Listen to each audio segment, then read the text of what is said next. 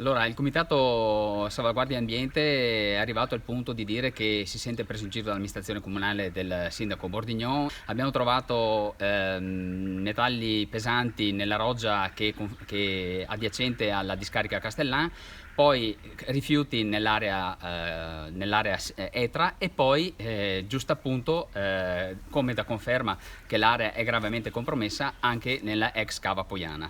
Il 6 agosto sono stati fatti attraverso continue pressioni da parte del comitato dei sondaggi che hanno rilevato rifiuti fino ad una profondità di 2,5 metri.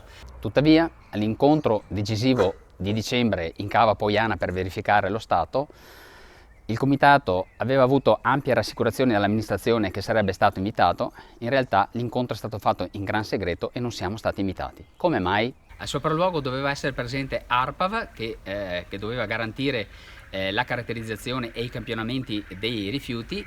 In realtà è stato il grande assente.